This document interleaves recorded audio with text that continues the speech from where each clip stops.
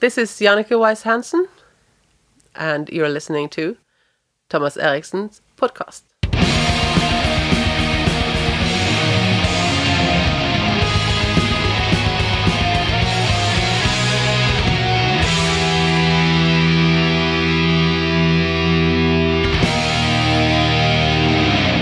Welcome back, people, to the Thomas Eriksen podcast, episode 25 this time around. My name is Thomas Eriksen, and you may know me as the Norwegian black metal project or one-man band Mork. It is also a complete live band when we are touring, which is pretty seldom these days. Since COVID came around and showed its ugly face. But Mork is Norwegian black metal band, yeah. And album number 5 is coming up. Release date March 5th. And it will be released through Peaceville Records, the legendary British label. Label mates with greats as Dark Throne and Autopsy and stuff. The new and 5th album is called Katedralen, and I have to say it's my most well put together work this far, and I'm very proud.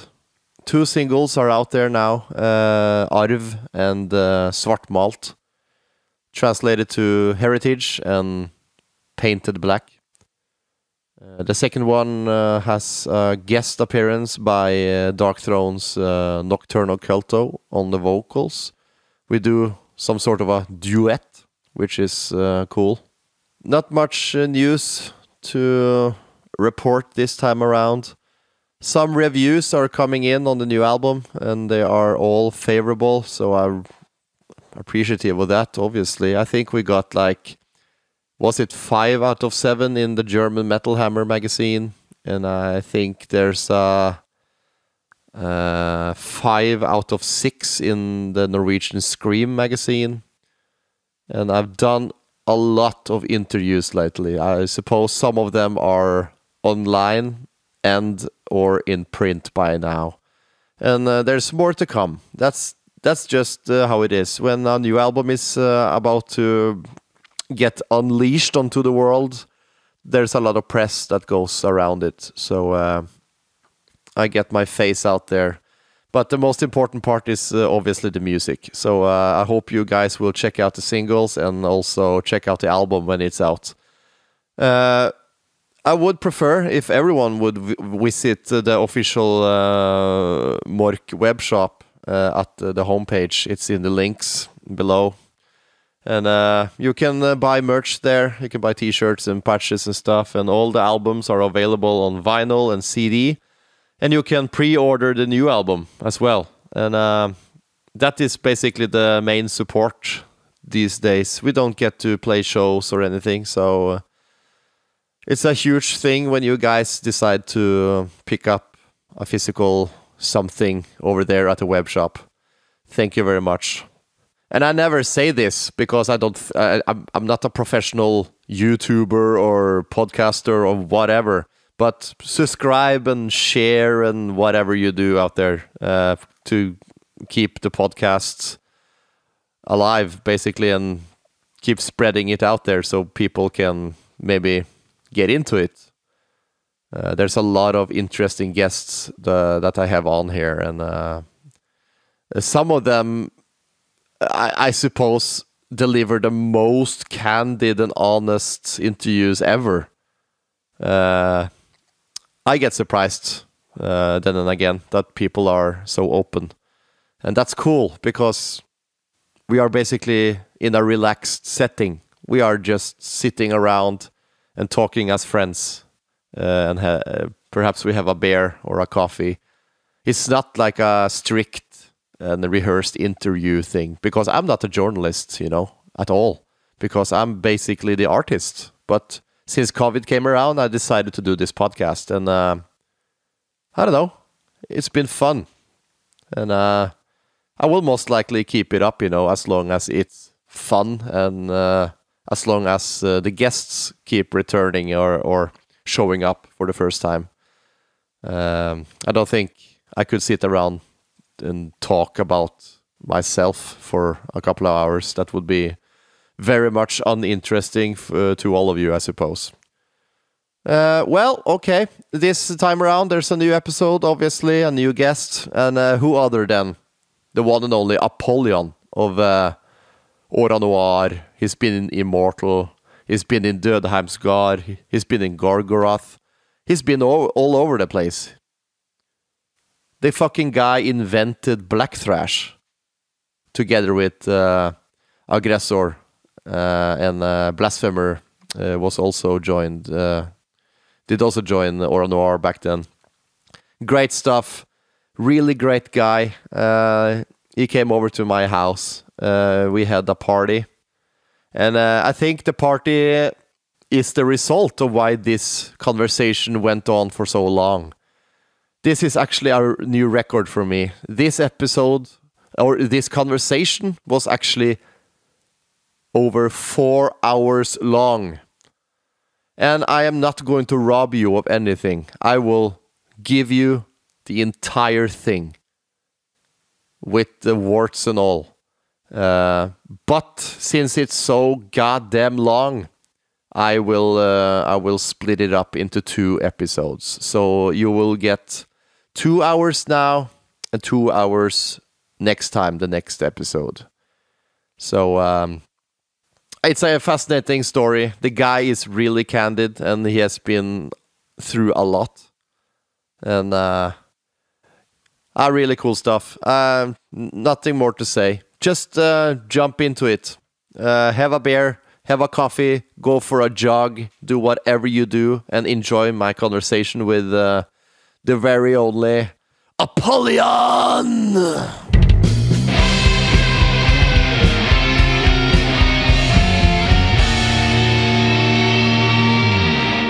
Jo, jeg jobbet på Mackeren da jeg var i arbeidsuka og et par lørdager et par år etter det. På Mackeren? På Mackeren, og da var det de skulle alltid ha Big Mac og Company, de som kom fra Skåne, og 2 små Coca-Cola, så var det Charter Pound med cheese, og en liten strips, og 2 små Coca-Cola to go. Faen, det var ganske well done, altså. Jeg klarer ikke å gjengi skånsk, altså. Det en helt egen... Da må du mangle et kromosom, tror jeg, for å få til det. Ja, jeg mangler flere. Kromosom for mye, det Dara Mongo. Ja, jeg sa det. Jeg dårlig i matte, skjønner du. Ja. All right, we're speaking English again, and we're back with a new episode and a new special guest. Today I'm joined by a fellow hard rocker, black thrasher. I can call him an icon, I guess. He's older than me, so it's okay to do it. He's a legend. I have played together with you a couple of times, I think. Once in a garage up in nowhere, middle of nowhere in Norway, actually.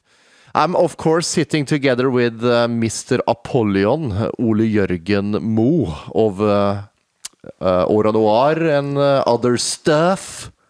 Welcome, hi. Welcome, man. Thank you. How are you? Getting there. Getting there. Skål. Skål. Klick. It's important to clink. Thank you for accepting my invitation, sir. No worries. I hope you will survive your stay. I bet. Yes, me too.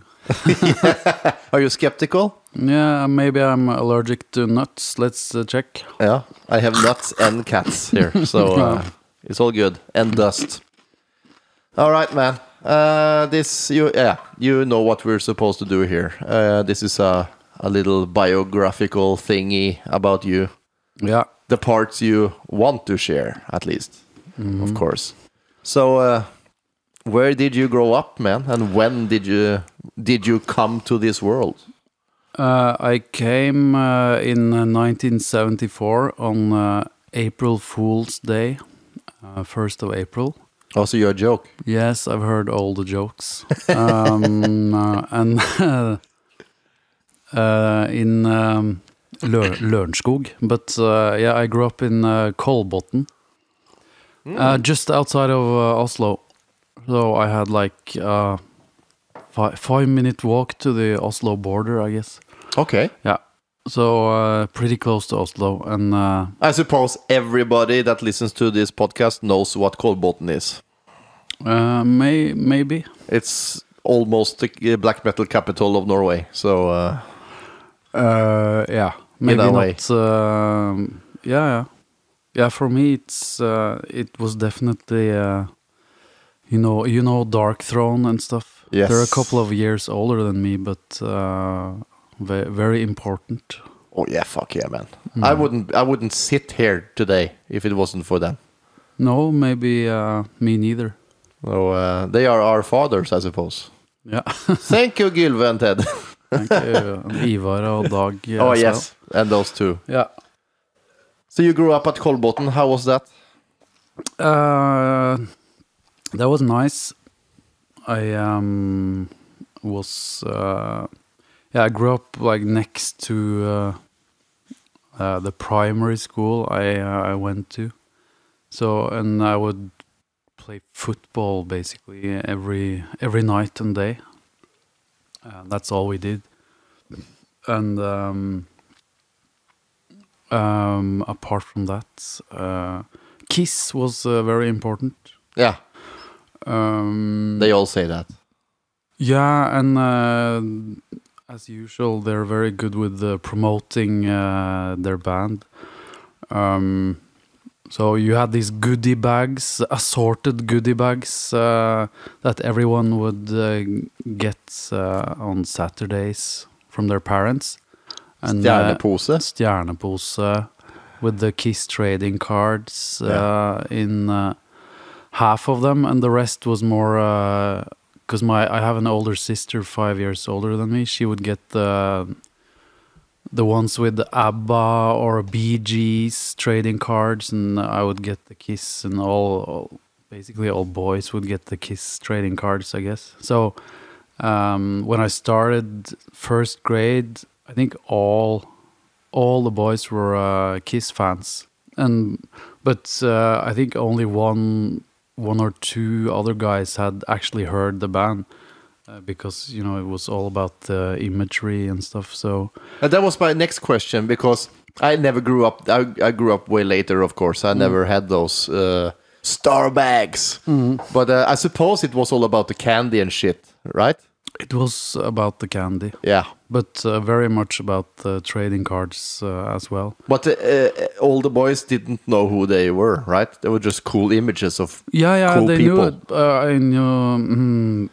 It was cool images, and they knew it was Kiss, but most people, at least at the age of 6, 7, they hadn't even heard a song by Kiss. I think I already had an album. I had like prior to school, what's that called? Not kindergarten, but something in between. Like preschool thing. Yeah, when I was 5, 6.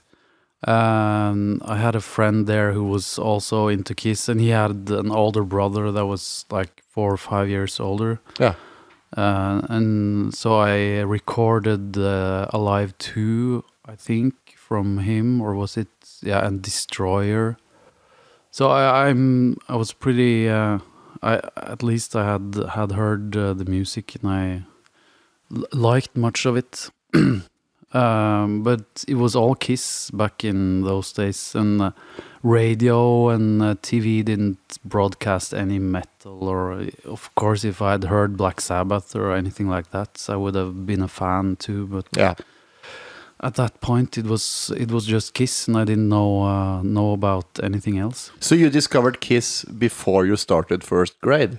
Yeah. That's very early. And before that, I think I was into what was that? My mother told me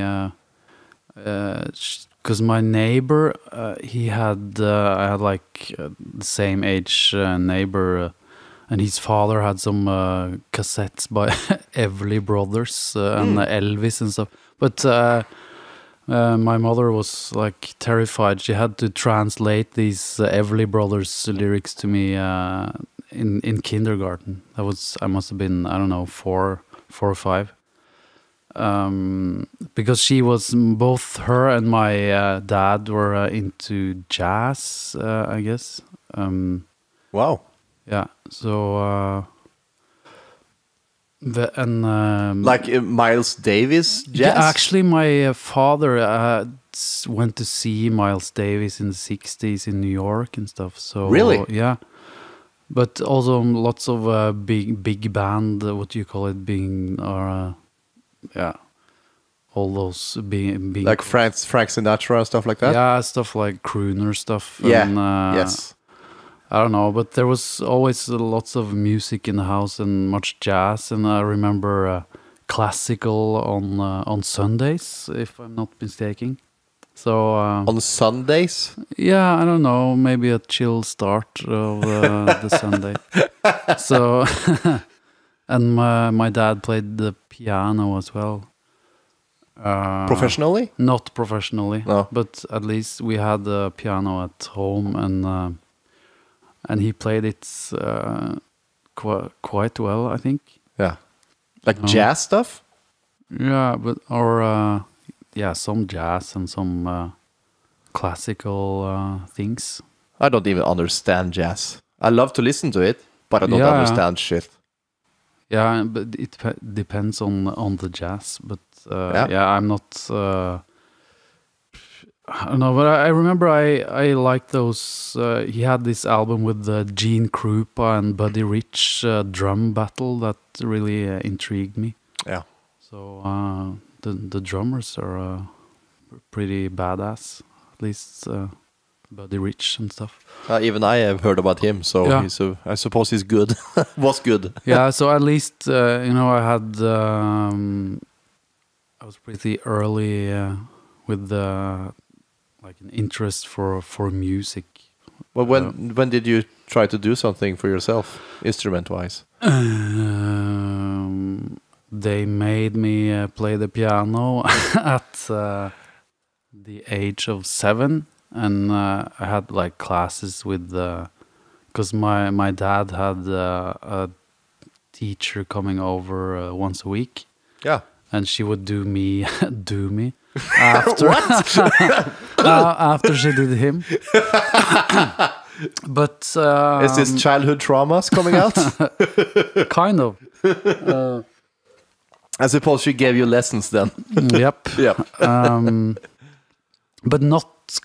I'm not blaming her, but the lessons were kind of not so much for me.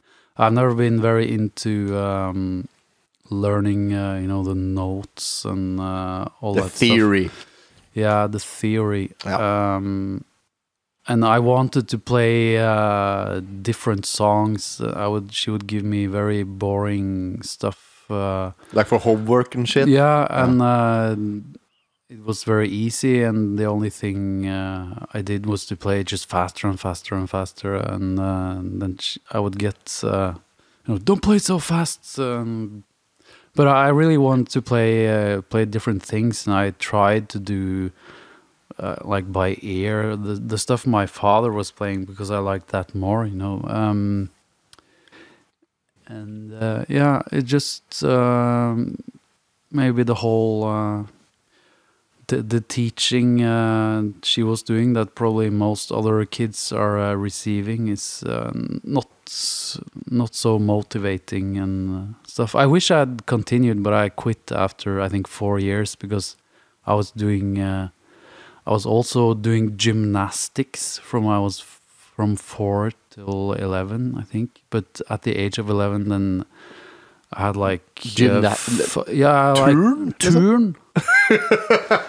I was quite good at turn for a while, but I had to choose at the age of 11 between turn and the piano and football. And of We course, can't keep calling it tune. What's the word in English? Is it gymnastics? Probably. Because you're I don't know. you're like jumping and And doing you're flips hanging and shit. around in rings and Hanging around. stuff like that. Wearing tights. And no, I didn't wear. I think that's when I quit. When The tights came along. not tights, but the like body underneath the shorts. Yeah. That's when I quit. And Oh, it you was, had it a was skirt. white. You had a skirt too. Sure. Yeah. Okay, so you're a sporty guy from the get-go then. I was very active at least, and always out playing football. I wasn't out doing gymnastics, and I don't know. I played too much football to be great at gymnastics, I guess. Yeah. But you did the piano lessons for 4 years, like once a week for 4 years? Yeah. Okay. But was it really 4 years? That's what I've always thought. But the thing now is, it's funny because I can read notes on the piano, but I can't improvise shit, you know? And compared to the guitar, where I don't know where anything is, if I think really hard, I can find the G's and C's here and there, but then I have to count. But there I can improvise and play whatever I want to. But, feeling. Yeah. Unlike the piano, where I'm totally stuck, and I think it's all because of those notes and the way I was taught. Is my that's what I think. I cannot find my way on a piano. No. At all. But it's a great. It's probably one of the best instruments to be good at. Okay. I mean, you have a great starting point for learning other instruments. Yeah, that may be true. I think so. So I wish I'd continued, but I didn't. But if you sit down on a piano today, you are able to play, right? I can play that one song. Lisa gick till skolan. No, it's With harmonies. It's something called Rondo Amoroso by Harald Sæverud from Bergen City. Oh, That's man. the one I never got to play myself. I wanted to play it, but my teacher said, no, it's too early. You have to learn these silly... and I can play Peter and the Wolf from Sergei Prokofiev. Yeah. So that's it for my piano career. I wish I'd continued, but I didn't. I think you made some right choices in your life, man. Let's go all in for football. But then came. I think then I saw we had this cable TV coming in. Before that, there was nothing, you know. Unless you were allowed to stay up for, I don't know. I've seen later that you had possibilities to hear something metal or rock on radio, maybe at 11 in the evening, midweek or something. But I don't know. Then you had to be really lucky. But for me, it was. Just cut you off a little bit. Yeah. I have a lot of older buddies in this city, amongst other places. But they told me about they listened to Swedish radio back then to catch some rock box or something. Yeah, which was a metal special. That signal was too far away from me. Yeah. Okay. Yeah, so it was only like the P1 and P2 maybe, Norwegian stuff. Yeah. Not much hard rock and stuff going on there. No, I think I heard one Kiss song once on the radio. And yeah, that's it. Yeah. But there was this revolution in, was it 84 or something? with the nærradio, whatever you call that. It's like a local radio station. Yeah, local radio stations. I don't even think they were allowed before, but Like a pirate radio? kind of. That's cool. But not so pirate after all. But at least they didn't have. You couldn't listen to them from anywhere. It was kind of limited how far the signals reached, I guess. Okay. But when those came around, I was scrolling through, searching through the channels, and you had to be really lucky then to find something. But I found this radio show in, I guess, 86. The rocker, the guy that runs the Scream magazine now, Frode Øyen. Oh yes, yes, this yes. on the Radio 1. That was once a week. And some show called Firehouse on, was that Radio Ung? That was also once a week. But I mean, you had to get lucky. I was like, there was no promotion anywhere and stuff. You just had to search through channels all hours of the day to try to find something that was metal. And I find those two shows at least. Plus, there was we got cable TV as well around 84, 85. And they would have the Monsters of Rock with Mick Wall, and I would watch that show. And they had like the most important video was probably Hello Waits from the Combat Tour, the live thing that everyone was talking about. Have you seen it? It's totally crazy. We don't understand shit of the music, but at least the few people I was hanging out with was kind of interested in metal and stuff. So it was that one, and it was Bloodlust by Venom and Circle of the Tyrants, I guess, and maybe some Anthrax show, Anthrax song, or was it maybe just Indians after a while? Yeah. But yeah, so that was like my way in. I was always searching for harder music, but from the get-go, kind of. But nothing really intrigued me. I mean, there was Kiss for a long while, and then after they took their masks off and stuff, I guess I didn't buy. I stopped buying the albums. So you didn't go into Lick It Up and stuff like that? I did buy Lick It Up and Asylum. I did not buy the Animalize thing, and I think Crazy Nights, I actually won it on the radio because they had these contests every week, and I would send in my replies, and they would Frode Øyen's show? Yeah. Ah, And very often, or most of the times, the prize was a gavekort. What's that? Gift card? Gift certificate? Yeah, on Hot Records next to El Dorado Cinema in Storgata. Yeah. So I would, I was lucky. I got loads of stuff. And just for my own pleasure, what was your favorite Kiss album or tracks?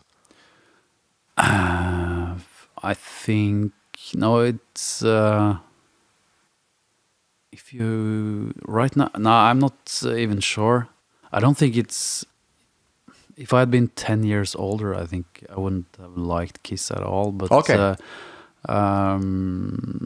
Maybe Going Blind is. I've often thought of that as the best song.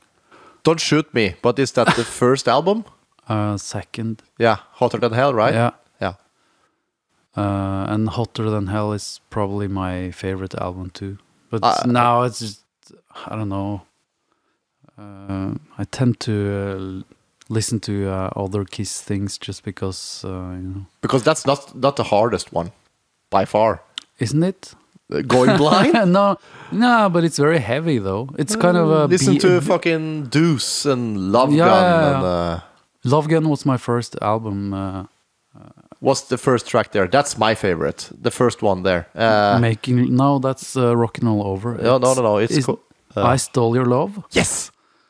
That's fucking great. I made Pow, it. Yeah. Fucking, that's awesome. But I think Going Blind has that. It's kind of a good... It's a really mellow song. Yeah, it's doomish. The Melvins version is good as well. It's kind of Beatles-like with vocal harmonies. Absolutely. And Gene was a huge Beatles fan. So Yeah, yeah. I've heard. Yeah. I tracked you off the road here. I'm so sorry. Yeah, I don't even know where we are. It's so much... basically, you sought out more extreme music. And you found Slayer. I didn't. Like that. And Metallica didn't have any videos or anything, but I think I heard. What's the first song I heard? Because they were like my favorite band when I was that age. Because I was like 12, 13 when I. When are we now? 86 or something? 86. That's my last year at primary school. Yeah. And then 87, I started junior high. Is that Perfect? Wonderful. So junior high. Yeah. That's when I started walking or bicycling with the evening newspaper. Yeah. Aftenposten, and earned my money. So and started buying albums like for. Seriously. Yeah. So I remember the first albums I bought was Testament, The Legacy was brand new then. Awesome album. Yeah, and it's and Ride the Lightning and Hell Awaits after a while because I couldn't find it anywhere. Because that one I had like heard of or knew from a couple of years earlier, I guess, from seeing the video. But I found it in Trondheim after a while, where my grandparents lived and the cousins and stuff. And it was funny. I right after I'd bought it, a guy in my parallel. Yeah, I was in B and he was in was it C?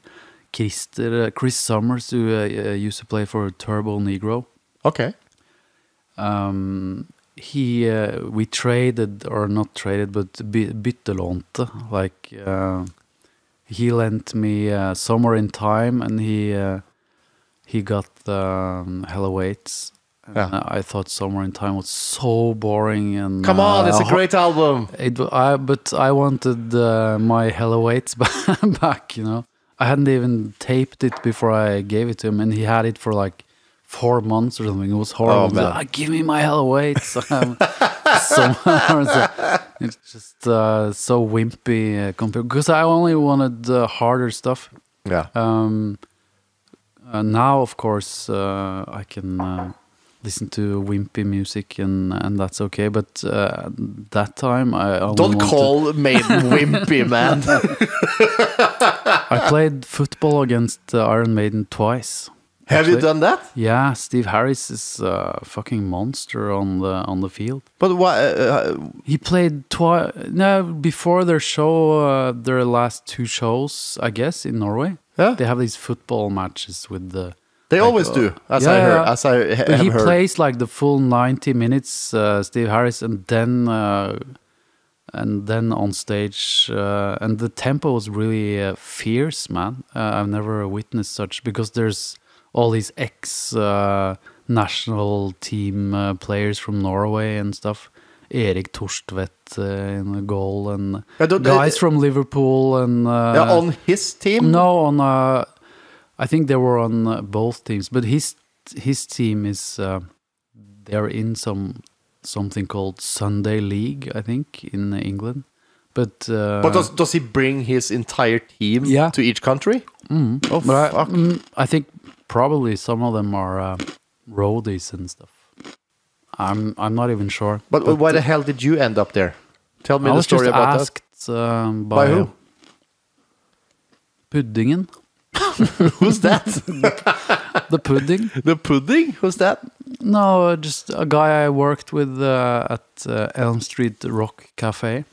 Then he is a friend of Harris's then? No, nothing like that. I think it was just because he's a nice guy and knows people. He was asked to put together a team. Put together some because our team consisted of ex-national football players from Norway plus 5-6 rock musicians. Wow! So it was me and I think Satyr was in. No, he was not the first time, but the second, and like the bassist from Backstreet Girls, and I think Vortex was even there once. Kenneth from Neseblod, he scored a goal. Really? Yeah. But I think some other players, like the national football players from Norway, they were on both teams. Wow! Because apparently first time around they had played the Norwegian team beat them so badly that they had to even the odds. So you did it 2 times. Which stadium? Is the same one each time? No, it was on Valhall. The indoors arena. Yeah, but outdoors when we played the football match. Okay. And then I don't know the second time. That was with the opera team, so that was so it moves around and bit it changes of a bummer. Yeah, the locations. But dude, what did you think when you got the telephone for that? I thought yes, great, but I haven't played football in 10 years, so I'm really not in my best shape. Technically, I'm always good, but this definitely required much stamina, cardio. Yeah. Much stamina. It was the worst feeling. It was like a heat record or something that day. I remember, and Steve Harris, like I said, played the full 90 minutes, and then on stage to play 2-3 hour set. How is he? Is he a nice guy? Yeah. He was not. I didn't really talk to any of the guys, but okay, you didn't meet up and hang out. No, I was in the shower with Erik Torstvedt though. Oh man, I've seen it. I was told actually that Steve Harris went to Sarpsborg, the next town over here. It's just 10 minutes away. He went there and stayed there for a while without any concerts or anything. He is a football friend who lives there, Yeah. And Steve Harris's son played the Sarpsborg football team. Yeah. So he's really good. His son, I think he was on the team the first time. Mike, it's a small world, man. Quite small. Yep. Oh, that's a cool side story. Thank you, man. I didn't know. No. You need to keep sticking and shoving those in there. Those funny ones. Let's go back to when you got into the heavier stuff. Yeah. Junior high, we were maybe... I don't know. There was very few into that kind of music. And I was trying to convince maybe some friends. I don't. Maybe we were 4 or 5 on the school. Because I went to see Metallica on the Injustice for All tour. That was maybe my first big show. Skedsmo Hall. With the Queensryche. And I think we were 3 people from school on that show. So yeah, it wasn't really huge, but we were very into it. And was it a packed room, by the way? I think so. Or it seemed packed to me, and you know, very a very active crowd from. Yeah, because I've seen them in the 90s or something. My brother-in-law invited me to a show, and when they turned the lights off after they had finished, I looked around and there were no patches, and I was the only one with long hair, and it was a totally different experience because you know that time in '88 it was all headbanging, you know, from the front to the last row. But today they are everyone's band, you know. Yeah, it's different thing. It's almost pop, not to swear in the church, but that is basically. Yeah, but up until Justice for All, Metallica were my favorite band, and I had like 50 albums or different versions of things and bootlegs. Oh, really? Yeah, before Black Album. I haven't bought anything after the Black Album. Did you like that one? No, but I tried to like it because all the other albums had growed on me. So because you know I have to listen to them for a while, and then they were kind of growing on you. But I think the Black Album was more like instant satisfaction, and not even that. But I was having hopes for. Some of the songs, but no, maybe it's sad but true, and but I still bought the album though, and all of the singles and shit. But no, that was it for me. I've never been into the Black Album at all. No. But which one of the previous ones is your favorite? It's it used to be. Ride the Lightning, and then I don't know. I kind of like all of them. But, because they're really different, you know. They are. I mean, Ride the Lightning and Master of Puppets are like similar, but yeah, I like all of them. Yeah. Cool.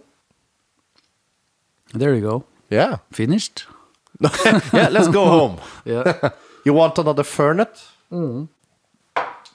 Fernet Branca. Put your Per favore. Put your glass next to mine, please. Subito. Put it there. There. Yes. Thank you. Thank you. Yeah, and then in the there was a murmuring about this band from Kolbotn that were playing death metal, and that was Dark Throne, of course. They didn't attend the same schools as I did. They were like 1 and 2 years older than me. Yeah. And we had like, I think 4 junior high schools in Kolbotn. And they went to the other ones. So I saw them around, and I remember like, wow. And you know, I had my Ride the Lightning back patch, and I saw... They had like Pleasure to Kill, and Ivar had Hell Awaits, I remember quite, and I was very envious. I had a small Hell Awaits patch, but yeah, I saw them, and I remember seeing Ivar and Dag in the shop buying beers at the age of 16. Wow, fake IDs? No, not even fake IDs, because they were so big and grim and long hair and stuff, so they were just bought them. Well, we had to like drive into or take the bus into Oslo to these immigrant stores in the Skippergata Mathus. Mathus? Yeah, that's what we call it. And the bags they gave me were so ugly that I used to bring my own bags to. Yeah. But so you were able to buy beer there then? Yeah. At 15, 16. Oh man. And yeah. Anyway, the Dark Throne played the local cinema, Kolbotn Kino, That was after the Thulkandra demo, I think. Is that the first show, by the way? No, they probably played something before that. Yeah. But I remember, I think Ted had just joined the band. I don't think he sang at all. Ronny from Valhall came up on one song and did vocals. But me and another guy sat there and was just very amazed by Fenris, especially, I guess, the drumming, and also in the music itself. It was quite new. I think the first death metal I heard was Leprosy when it came out. Like I heard it on the radio. That's like the milestone album, right? In the genre, almost. Is it now? Yeah, I don't know, but it was at least very accessible at that time. Yeah. And so in junior high, I was all in on thrash metal, and none of my other friends really wanting to push the boundaries on this metal thing. So yeah, it was mostly thrash, and then I heard Leprosy, and I bought it, and I also heard Severed Survival by Autopsy that I liked even more, and bought that one. But I was never, into the whole underground scene back then, before when I was in junior high. So I just bought whatever I heard on the radio, and he's, that guy who runs the show is not a huge underground fan. I guess he hated Venom. I remember him saying so. I will never play Venom on this show. It's the worst band ever, and so but at least I got to listen to lots of different stuff. With a different radio presenter, it could have been even more extreme at an early age. Yeah. But had you touched a guitar by that point? No, I think I bought my first, we had guitar lessons in school, and I sucked. I think I got Nogen. I couldn't get my... that's like my average... tiny finger, that's... 3 out of 6. 2 out of 6. Oh, really? Yeah. Almost flunk. Yeah, almost, yeah. I couldn't... there was a classical guitar, and I couldn't get my my tiny fingers around that, guitar. But then after... that must have been 89 or something, 9th grade, that I bought my first guitar, like electrical, and started playing an amplifier, Marshall, that I still have. What kind? A transistor? Yeah, 30 watts combo. It doesn't work, so I should get it fixed. What kind of guitar was it? Did you say? Aria Pro 2. Like the one that Cliff Burton uses, only a guitar. So it was kind of crappy and not easy to play. Like a Strat shape? Yeah, something like that. Yeah. White and black. Oh, man. I still have it with the Autopsy and Paradise Lost things on it. And Obelix, I think. We need a Galler in there. You want to grab another beer? Sure. Yeah. Skål! Skål, my friend. There we go. Fernet Branca. All right, we're back from grabbing a beer. Yeah. Your guitar, you had a nice white Strat copy and a shitty little Marshall. Yeah, shitty. I don't know what was more shitty. And the heavy metal 2 Boss pedal, maybe. Yeah. The first. The orange one with the black. No, not orange. It was black with the. I don't. Yeah, it was black with orange details. Yep. I actually know a guy today from Fredrikstad who collects those. I heard they're really expensive. Yeah, they're out of production. There you go. Okay. I'm not sure where mine is, but I can't recall it was that awesome, was it? I don't like those boxes at all. No. I just turned the amp to full on the gain. Yeah, I haven't used a box in ages. And I use tube amp, so it's cooking. Yeah. Yeah. Less is more. Less is more. And Plug and play, man. as long as it's a good amp to start with. All you need is power. A power outlet. Yeah. There you go. The first riff I learned, I remember, was Traitor by Motorhead. Oh, cool. Very cool. Staccato one. Yeah. Yeah. So, Did you learn to play staccato at once? is it staccato? Yeah, is it like I learned staccato on the piano. I don't know what staccato is on. Yeah. Yeah, I think I try. Yeah. It's like palm muting and letting go, and palm muting and letting go. Yeah. Yeah, I'm pretty self-taught. I didn't learn palm muting from anyone, but I guess I knew Just palm figured muting. it out. Yeah, Yeah. I guess.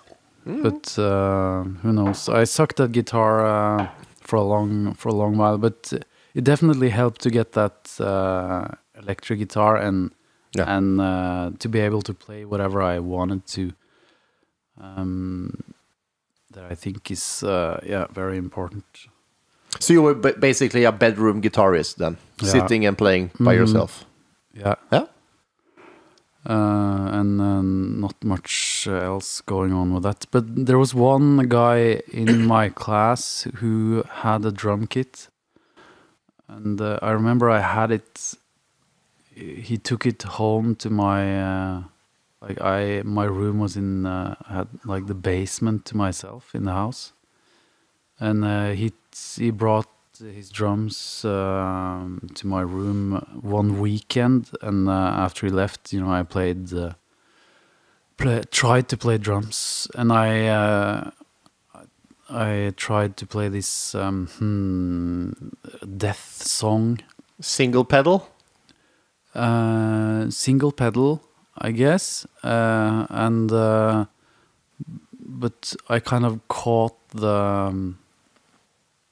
I cracked the code with playing drums, with that opening. Is it? I don't know what the song is now, but playing different things with all your limbs. Oh yeah. Yeah, so it was a slow opening. Do do do do do do do do do do. What is it? Pull the plug? Could be pull the plug. Which band? Death. Oh, okay. Yeah, from Leprosy. Yeah, because I kind of practiced that all weekend after he left. When we had the jammed, we didn't really jam, but at least I kind of cracked the code with like playing different stuff with my foot and the rest of my arms. Yeah. You used all limbs. I used all the limbs, and after that, I played my knees for years because I had kind of cracked the code. So that was my start with drumming as well. I think your cat has a cough. Yeah, it has a really big cough now. Maybe I brought COVID to the house. Are you okay, man?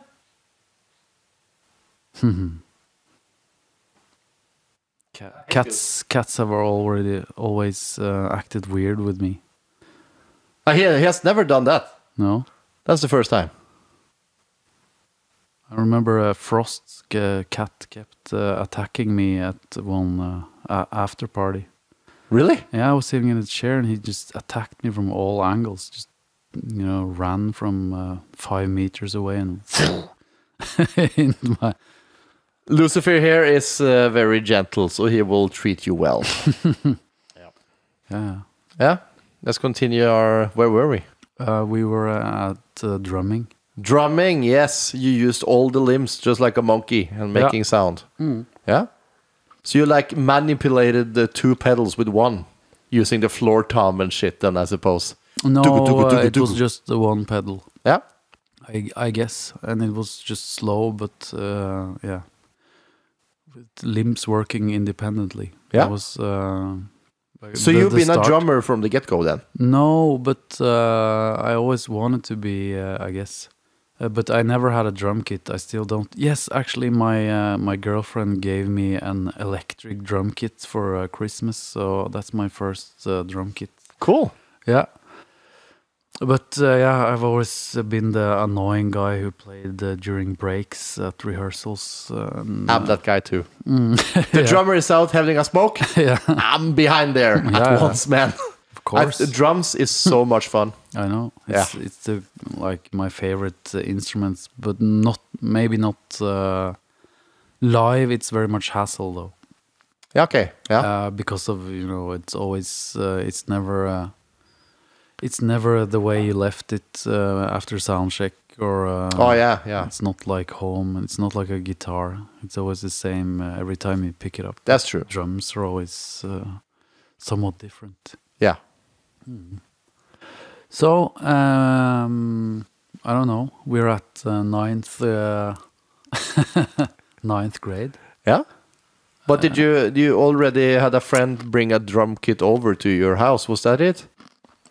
Yeah. Yeah. So you jammed? I just remember that. Yeah, we jammed. Yeah. Or I don't know what we did. It was probably not very great. But that was your first tempting to do a band then? I don't think I even wanted to be in a band with that guy. I just wanted his drums. Yeah, yeah, there you go. Yeah. Yeah. So that was it. But like I said, junior high was not really. It was all thrash metal and almost only me. There were a couple of other guys, like that Turbo Negro drummer. Yeah. And another guy in his class, and a couple of other guys from my class who were at least coming to attending shows, and we went to see Metallica and Anthrax and stuff like that. Manowar even. Late 80s stuff? Late 80s stuff. Manowar, that's where me and Fenris clash. I guess he hates it. But and you love it? You like Manowar? I thought it would. Yeah, I kind of grew up with it, so I think. I mean, I didn't buy anything after Kings of Metal. That's more than enough. But I still think it's pretty charming, and that they're so into what they're doing and stuff. I actually have Fighting the World over there on vinyl, so we need to play it afterwards. Cool. The final song there, what is it? Black Wind, Fire and Steel. I love that song, man. That's considered one of the worst albums. I don't know. Is that where Guyana is? I'm not sure. Have fun with Fenris because his mother's name is Diana. Oh, yeah. Diana. But yeah, he's saying that Manila Road is his Manowar, but I wasn't aware of Manila Road back then. No. You had your Manowar. It was a great show too in '89, 2nd of April, the day after my birthday. Cool. Yeah. Where did they play? Rockefeller. Oh yeah. So I went to a couple of shows there, and I even won some on these radio contests. I remember like Anthrax Suicidal Tendencies. I won the contest to go see them. Yeah. Cool. So pretty cool. Yeah. I don't know about Anthrax these days, but yeah, I was into everything thrash metal back then. But yeah, unfortunately, I don't know, when I got into it, that's when thrash metal started going bad or not so cool, because the focus turned over to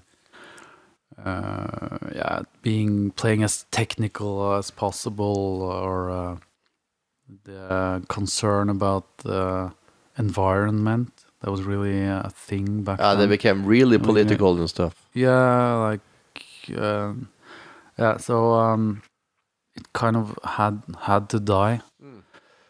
And but in at least where we grew up, I was, the death metal or Napalm Death and all that was mostly for the skateboard dudes. Okay. And Natur og Ungdom, like this Nature and Youth Association, and they were smoking hash and being all alternative. So I don't know, I really hated all that stuff. So I was kind of not super into. I was skeptical towards much grindcore and things until I started high school, I guess, because then I had some two guys in my class who were like, they were not into thrash metal at all. They had just moved from punk to death metal. That was pretty common, I think. Because the crossover there is grindcore. Yeah.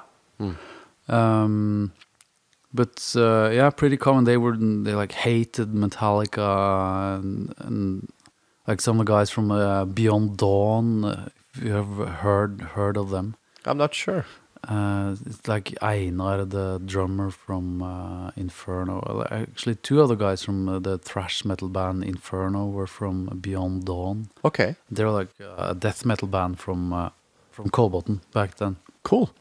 So a couple of them were like at my school, and they would give me lots of.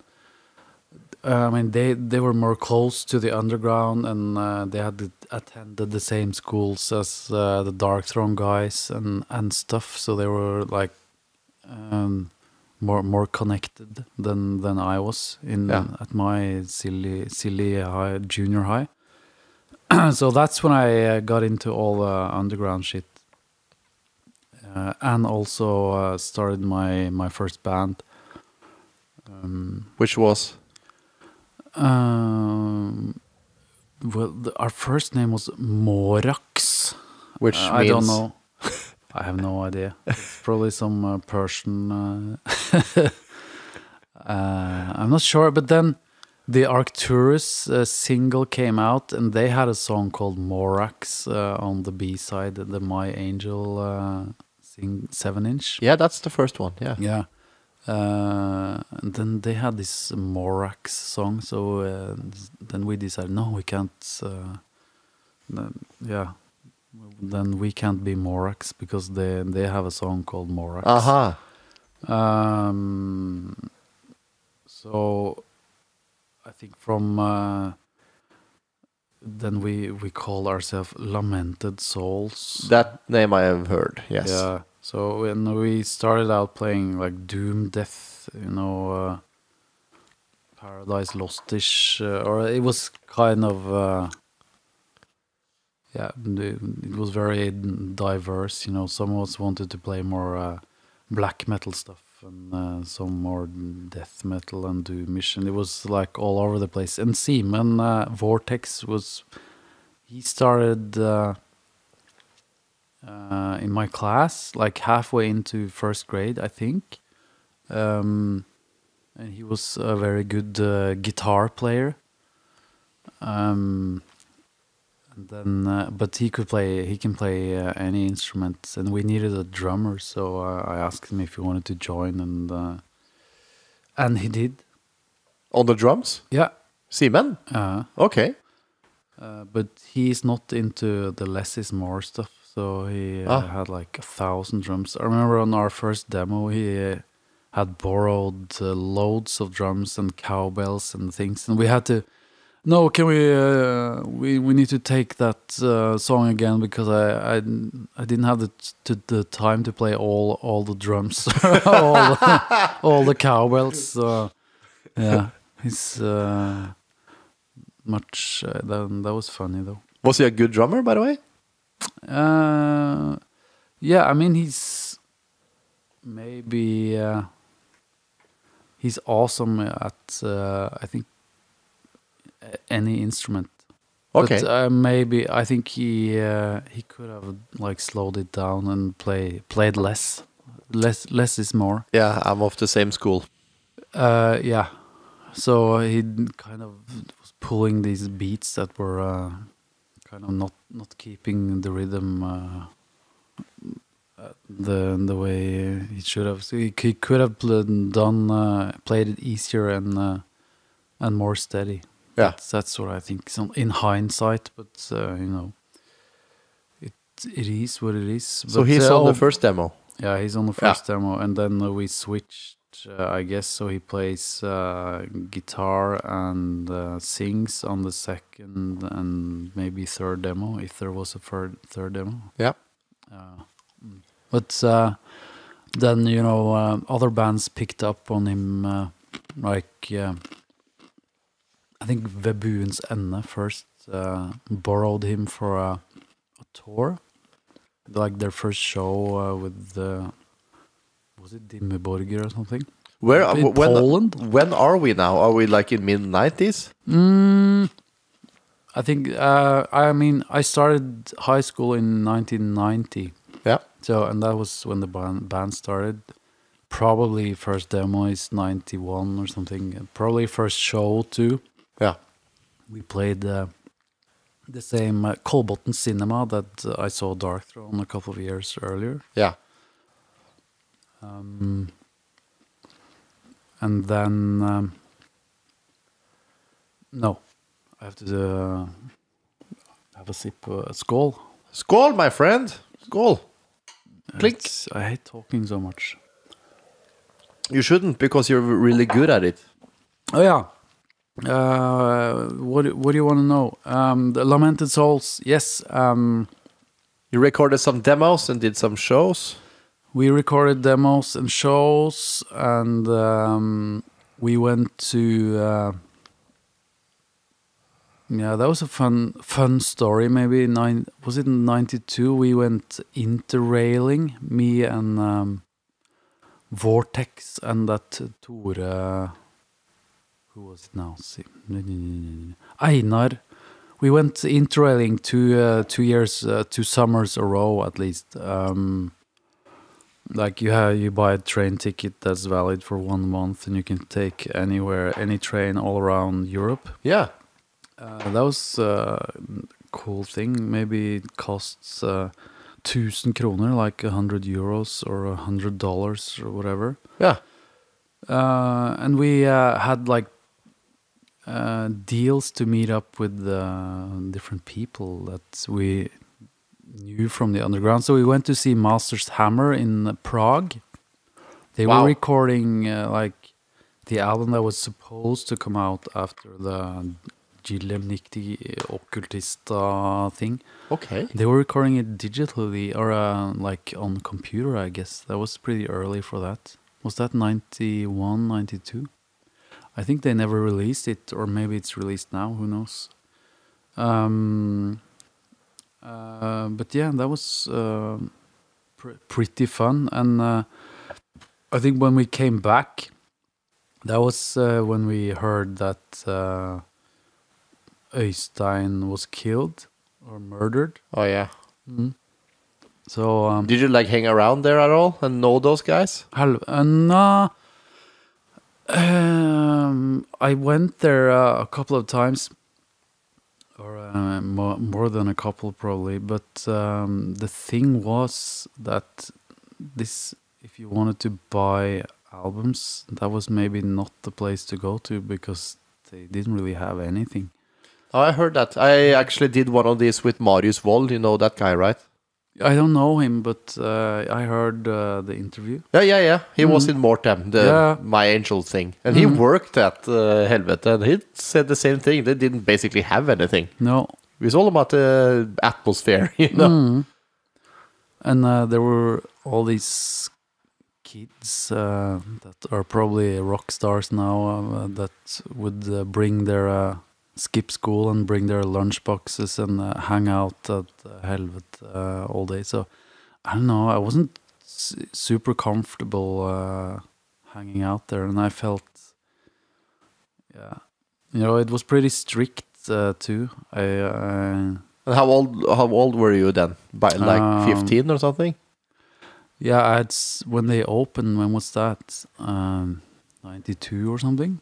Maybe I was just 18, and but yeah, lots of guys were younger than that and more confident. I was. But you weren't welcomed in there, perhaps. I was just a random guy. Yeah, like that. I don't know. I was I was there a couple of times, and like I said, they didn't really have much to offer. Yeah, I know they like Gylve and stuff gave them his lots of albums that he didn't want and stuff. So there was lots of not much.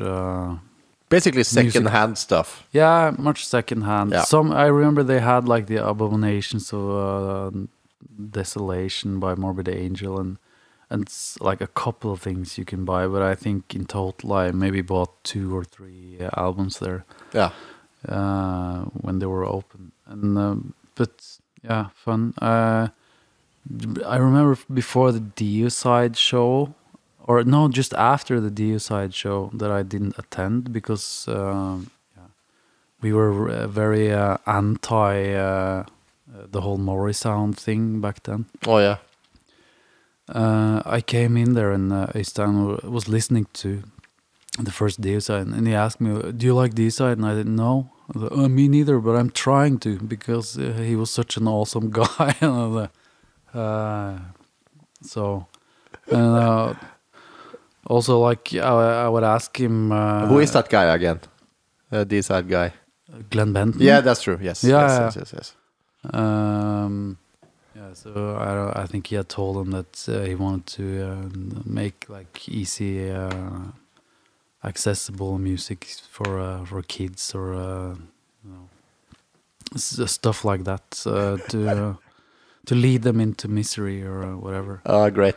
Yeah. So and another time I went there and that was because the first time I met the Dark Throne guys was at this party up at Tornåsen, friend of theirs who I think they gave him like the Goat Lord rehearsals to do whatever he wanted with them and stuff. And it was the day before they went in studio to record A Blaze in the Northern Sky. And me and Olav, who I play with now and who's in Lamented Souls and plays guitar for Necromantheon. Yeah. We went there and some other friends and there was lots of moonshine going on. I remember us driving over with like 8 people in an old Volvo Amazon without a floor. So we were just crawling up in the seats. 8 people. Like, everyone had been drinking moonshine. It's like the Flintstones car. Yeah. You just run with it. Almost, including the driver. Everyone's super drunk. Yeah, but then and Grutle from Enslaved was there. He had flown over from Haugesund or wherever he's from. Yeah. He was wearing a Soulside Journey t-shirt. I remember that was like the worst t-shirt he could wear then because they were like hating everything death metal, and they were on the way to record Blaze in the Northern Sky. Yeah. So we saw them the next day because Olav, my bandmate, lives next door to the creative studios. So we saw them enter the parking lot and wearing makeup and shit. Really? Like, wow. Yeah. They did? Yeah. That was really like a turning point because, there were quite a few death metalers. There were like skateboarders and things around at the time, but they were quite appalled by this whole thing. Ivar is wearing leather jackets and jeans and boots in the middle of the summer. We want to wear shorts and stuff like that. So I mean, like, quite a few people were like scared off by the whole thing, and but I was more intrigued than anything, and a couple of us were, but most people were just scared by the whole situation because it was quite strict and Yeah. yeah. But listen to that album; it's perfect. You know, it's the beginning of something. Yeah. For real. It was, because I didn't actually the first Dark Throne album. I bought it from Ivar at the local youth club after some show my friends played. I remember, and the guy, the son of the preacher man who had lent me his drums for a weekend some years before. He still has that album, and I don't know. It's kind of annoying. So I don't have Soulside Journey anymore. But yeah, the most important was definitely that Blaze in the Northern Sky. Even if my favorite is Under a Funeral Moon. That's a great one too, for sure. Yeah. Yep. That's probably the greatest. But yeah, and the thing with the whole Helvete era and stuff was that after in '93, I guess, I went to this folkehøyskole. I don't know how to translate it. Kind of a university kind of Kind thing. of a university. University light. Boarding school. Me and Vortex, we were in the same class and we applied for the same school. Like music class? Music class, yeah. And it was not very happening. The studio was probably we should have done the studio class instead. That's what I think in hindsight. Where was it, by the way? Grong in the north. North of Trondheim. Yeah. Yep. So 3 hours north. I've been there a couple of times. But that's the one with the blue bridge, right? Blue Bridge could be small town. You need to cross a river. Yeah. Just by E6. Yeah, right? Yeah, it's next to E6. Yes. Been there a couple of times. It's cozy. Yeah, it was cozy, but I mean that was the time where I was really into this black metal, the whole thing. But anyway, this is far away from Oslo, and I was there for a year. Oh man! So you live there? Yeah. Oh man! It's a boarding school. Yeah. Yep. And after that, I went to the army up in Kirkenes, Russian border. You can't get any further away. No. So I was away for I think most of the time that Helvete was open. So I didn't. That's kind of Just kind of missed it all. I missed much of it at least. Yeah. Okay, so you got back and then you heard that guy was killed and stuff. And, after interrailing. Yeah, yes. And I immediately thought, it's Greven, the Count Grishnak. They were all talking about Swedish and Finnish, black metalers or whatever. But there was this talk about. I never actually met him, but there was so much fuss about him early on. Oh, he's so extreme, and the Count. He threatens people with axes and whatever. Yeah, the Count. So and it was really apparent. I don't know, obvious that he was trying to make. He wants to lead the whole scene or whatever. Yeah. And probably feeling inferior to Øystein and Fenris and stuff like that. So I thought about him immediately, and I was right. But But you know, after all the stories you hear afterwards, maybe it wasn't so strange. But definitely, he was a man of action. Yeah. At least. Yeah. Did you know the guy at all? No, No. not at all. Like his music? I think I like. I mean, I bought the first couple of albums. The first one, the Ask thing. That I never got any lighter. I remember Vortex bought the CD version, and then he got the lighter. I never got any lighter with the vinyl. Yeah, Oh, the yeah. vinyl. So whoever says that this is included in the original, it's mistaken. And the lighter was crap anyway. They were like Chinese Zippo version. With a sticker on it. Yeah.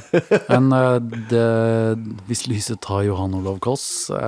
So those are the ones I have, and I don't like the first one particularly. I think I have a problem with the vocals. I have a problem with the drumming. Yeah. But the thing I like is how he like keeps the riffs, one riff going for ages. Yes. That's so definitely there's this atmosphere to it that I like, but it's not even close to Dark Throne or anything like that. And I'm not even sure if the thing with the riffs going on forever, that this is his intention, or if it's because he's impatient and just says, "Oh, I have 2 riffs now. It's a song." Because I'm guessing he's quite similar to the Immortal guys that I've been quite close to, and very very impatient, and just wants things done, and Yeah. so it might be coincidental, this whole Art by... yeah, art by accident. Yes. But I don't know, it still counts, I guess. It counts. Well done, sir. Yes. Pour me another, please. Så ja. Gå hardt utover Ferneten i dag. Ja. Skulle bare mankere, si. Yeah, I don't know. This is very messy to me, this whole interview now. But No, it's not okay. at all. No. It has a... You go kind of year by year. I'm going year by year, but I'm feeling I'm missing out on important stuff. And Now you just bring it up if you come to think of it. Silly things instead. Ah. Yeah. Skål. But we are at the start of the whole black metal thing for me. When Helvete opened, and we were hanging out at this Möller's bar next to the Rockefeller. Been there. Had, cheap beer. 19 kroner a beer. Yes. That was back then, so you can That's like go between the $2 and $3 for a beer. Yeah, I can just or just $2. I actually been there, but it's gone now, I think. Yeah, I think so. The location is all boarded up and stuff now, I think. Mm-hmm. It was around for a long time, and it was I don't know why it survived, but it was right next to the biggest club scene or stage in Oslo. And, the venue. The venue. Rockefeller venue is an important and old one. Mm, yes. And but the beer is expensive, and you can go next door in the breaks and have super cheap beers. Yes. They have this horrible jukebox too, and I don't know. But we were.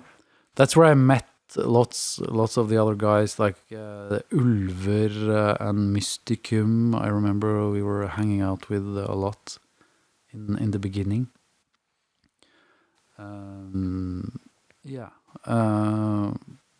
Probably Satyricon, some of the guys were there too.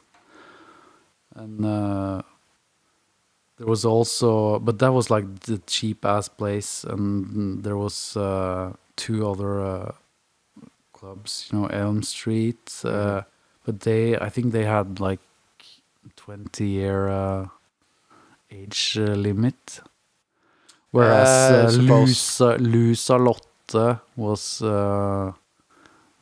might have been 18, but I didn't like the place. It's kind of like the Rockin' place now. That's what I figured. Yeah. Badly run and extremely loud, disgusting glam metal or Pantera and stuff like that. At all hours, you can speak to the guy next to you, and it's just super loud and cheesy. But that's where many of these black metalers would hang out. But I never liked it, so I fancied not Möller's for the music, but maybe for the cheap beers and the atmosphere. And then I went to Elm Street as soon as I was old enough. And but Elm Street didn't really, they didn't have like a metal profile. They wouldn't play more, but at least they would play Motorhead and AC/DC and stuff like that. But also, even Beatles and Iggy and the Stooges and stuff like that. But wasn't that a jazz club to begin with? I heard that from Elm Street. From someone. I don't think so. It's always been like a rock thing. First, it was a record store owned by the same guy who owns the Elm Street Club. Yeah. Rebel Records. They have like 2 stores in Oslo, and then they, Gylve talked about that. Yeah. Mm-hmm. Yes. So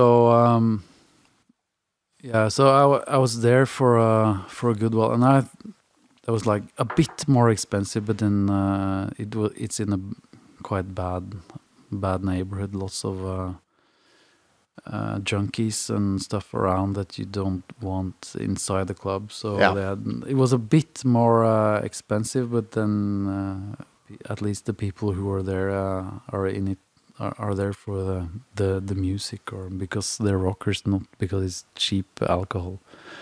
So I liked that place a lot.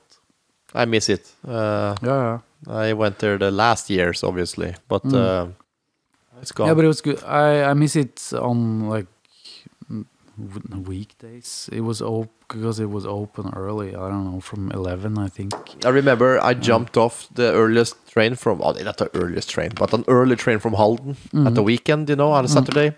Went straight to Elm Street. Yeah. Had kind of a breakfast and some beers. Met some cool people. Yeah, great chill place. To hang out at daytime. Yeah, it's great. And later on, the rock-ins and everything else would open at 4 or something, Suppose it's the same with Lusa back then. Yeah. Yeah, but I miss it, or just after it closed. I missed it mostly at, daytime, noon or something. You can just go there and have a beer. I remember me and the current Mork guitarist, Alex, you met him.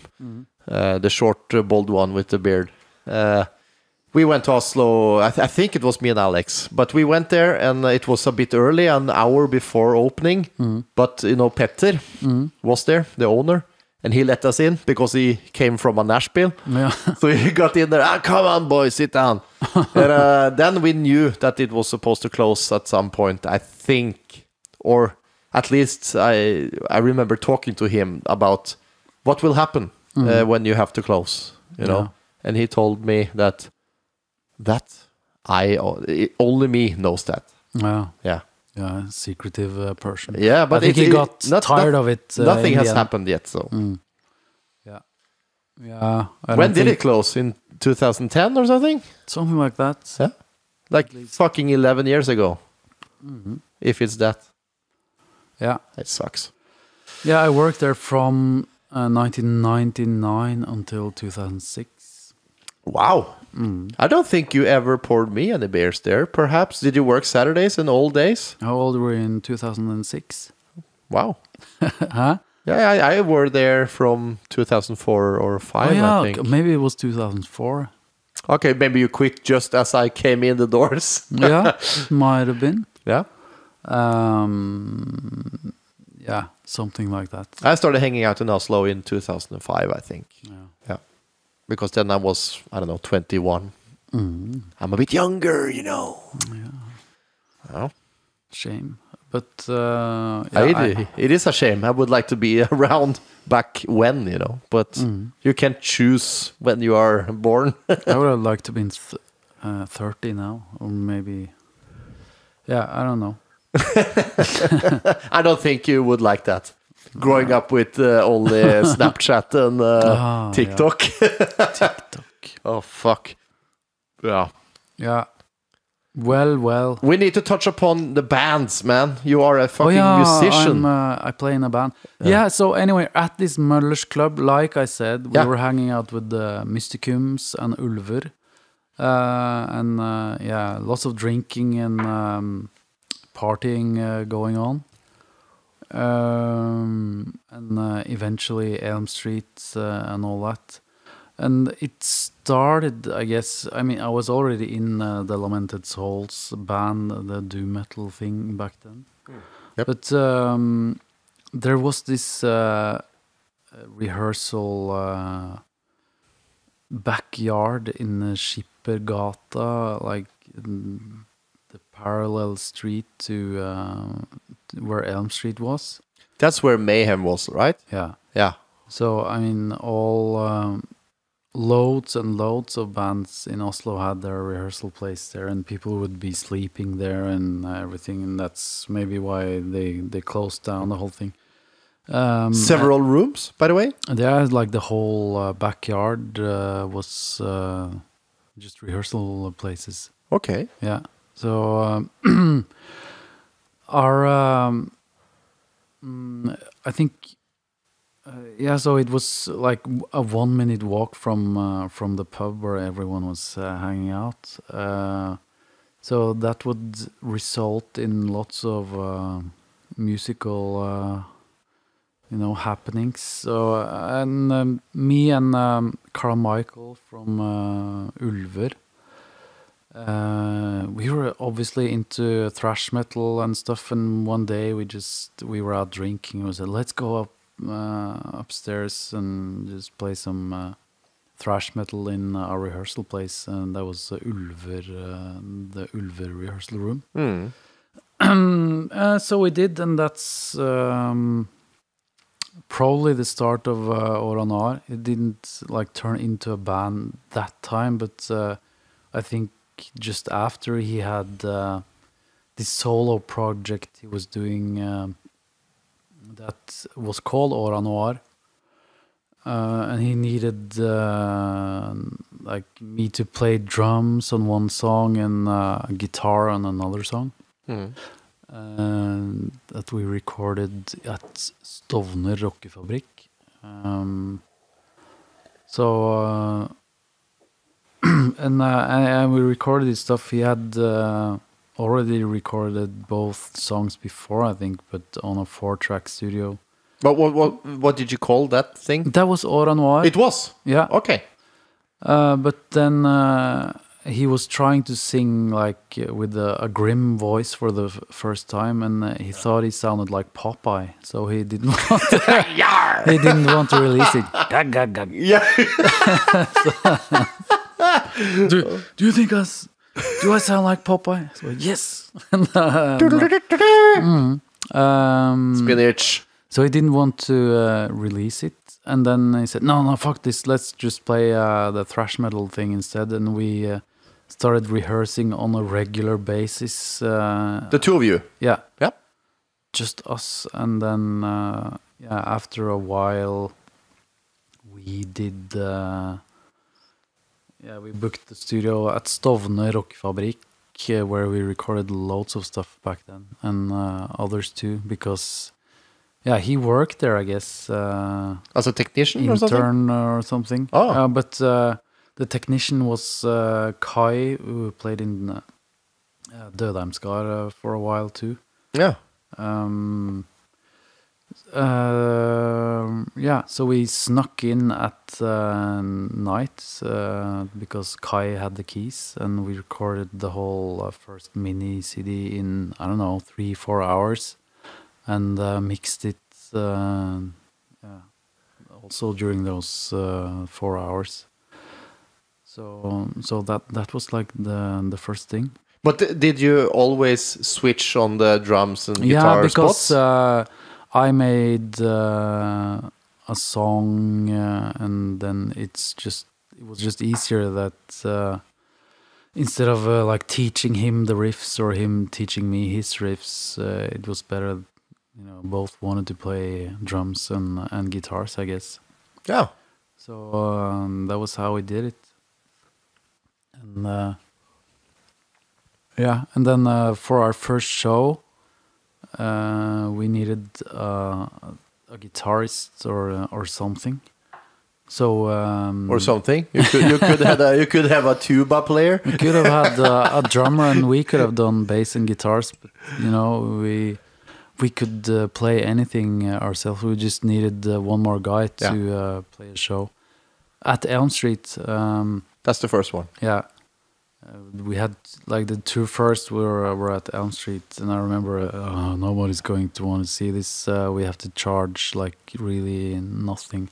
So I think it was 30 kroners, like €3 to. Wow. Yeah, the entrance. Yeah, and maybe second time it was 5, and one of those gigs were the night before Dark Throne played their final gig at Rockefeller. In 96. Yeah. Yeah. So that was probably the second gig then. Mm-hmm. And we had loads of headbanging and Frosts and Fenris's first row. So I mean, it was really wild. But you forgot a little important detail here. Yeah. Okay. Yeah. Who was the guy?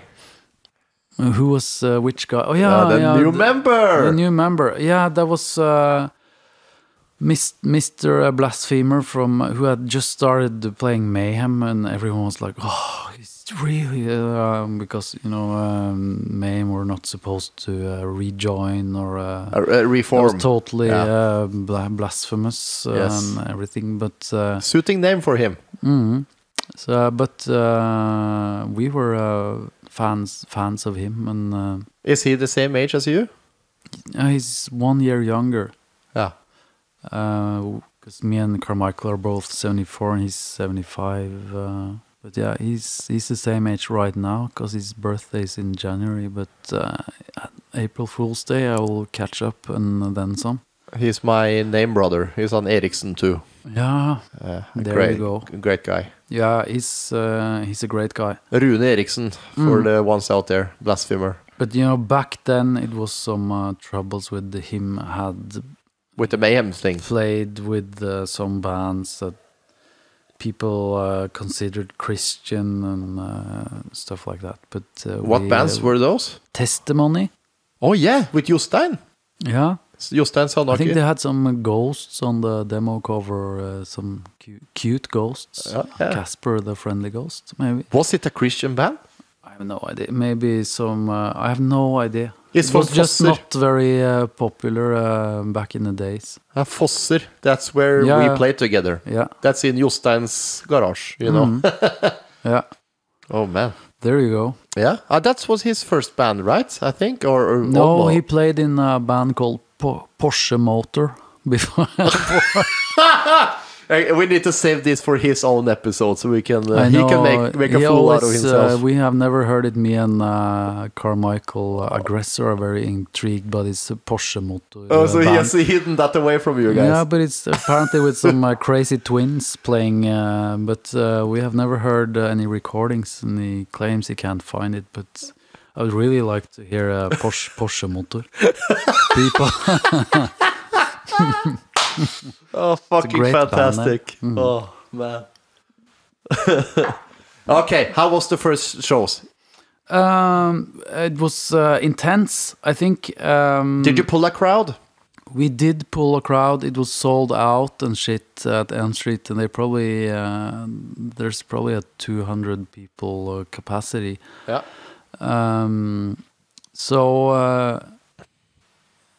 Yeah, I mean, at that time, people didn't play thrash metal. It was kind of dead. I mean, some bands here and there might have been still playing it, but basically it was dead. The American thrash metal bands claimed that grunge had taken over, but that says everything about how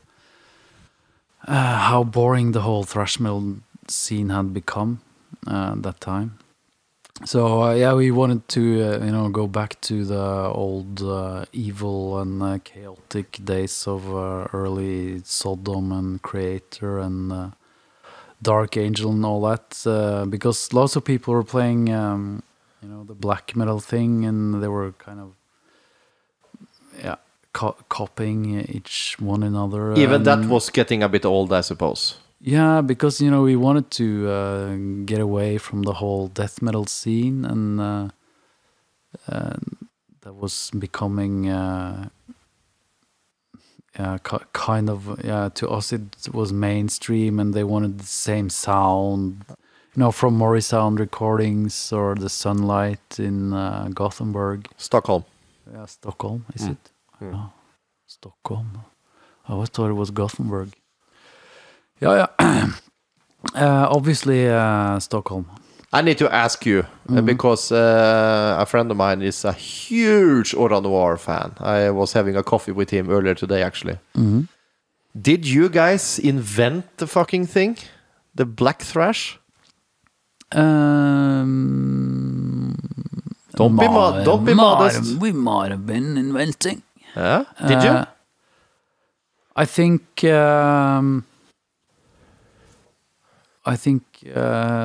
we were definitely one of the first, and probably quite important, at least in Norway. But there's lots of bands who, when you look back now, there's probably loads of bands who played dirty thrash, Yeah, but maybe we made more of an impact because we were, I think our album and the first Gehenna album from Sweden came out around the same time. But they're more, the party rock and roll kind of thrash metal. I don't want to. But we were searching for the more evil. I think Gehenna is from Stavanger. Yeah. Yeah, that's without the H at the end. Oh, a different Gehenna. Gehenna from Sweden. Okay, I never heard about them. Hard rock. Yes, they were. They're very early in the thrash metal. We played with them at Elm Street too, with the Lamented Souls, our doom metal thing. Oh, so they did kind of a black thrash thing then. Is that the point? It's not very black, but a bit venomish and Motorheadish, and kind of in the old school stuff, at least. Trashy.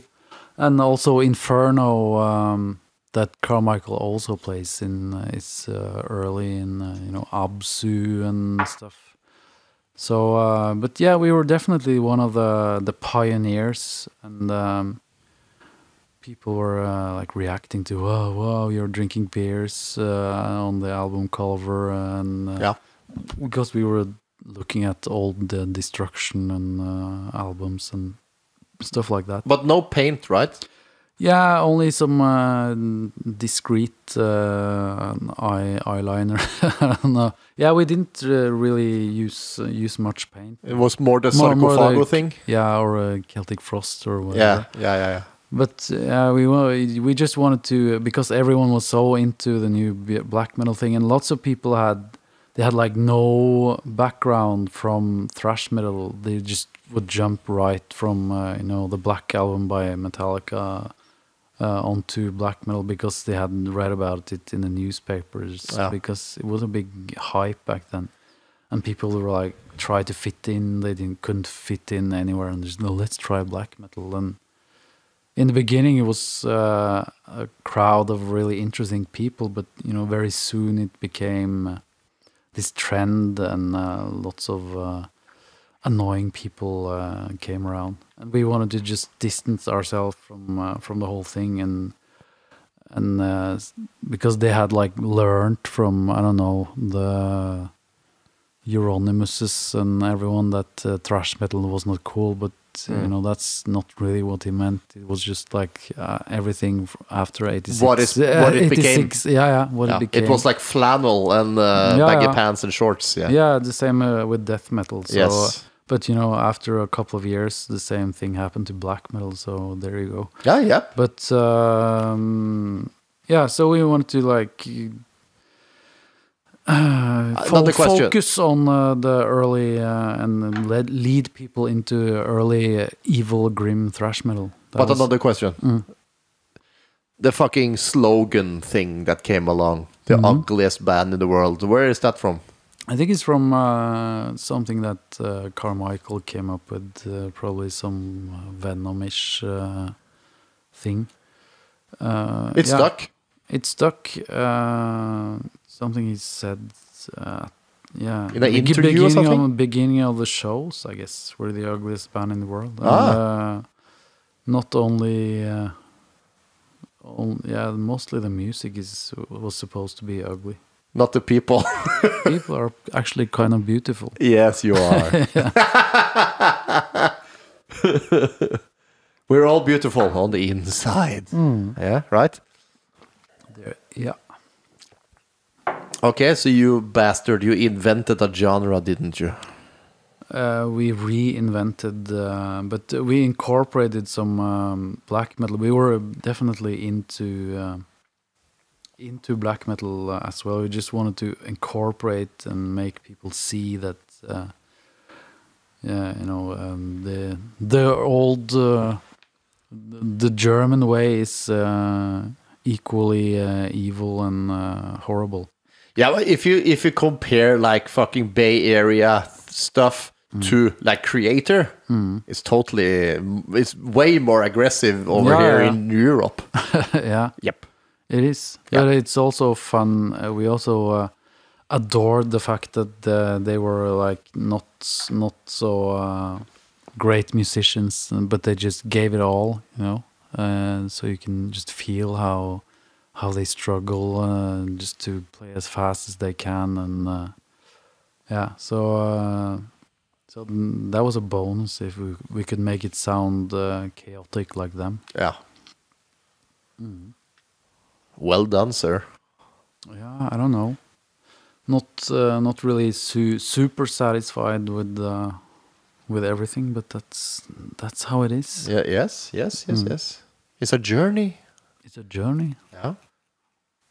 So you got Rune in there, and you started playing shows, and what happened then? Any funny stories up to the first album and the first tours? What happened? I have to take a wee pee break, and then we'll get back to you. All right. We're back. Oh, yeah. There you go. Good boy. The best thing the audience know is like mouth noises. Yeah.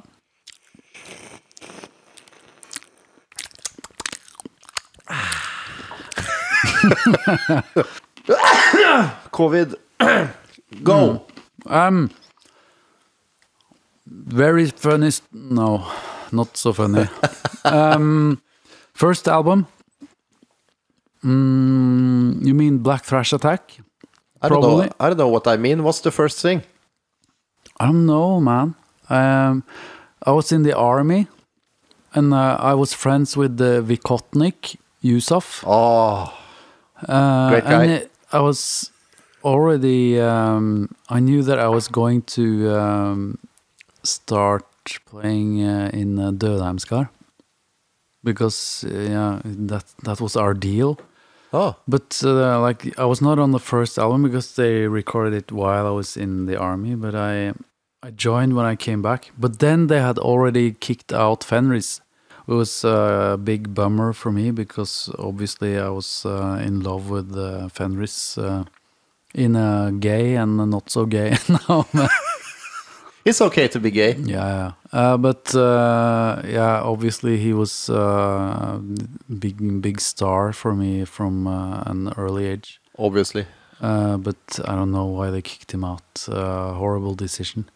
But yeah, I think maybe my first Dødheimskar album came out. Might have did it come out before the first Ole Noir? What did you play in there? I played guitars and I sang on 2 songs, I guess, on the Monumental Possession album. Okay. But then they had started. It must have been after Black Thrash Attack. No, I mean the first R&R, because they had like gone a bit thrash metal too. And, so that happened, and then. So already then you were involved with several bands. Yeah. Wow.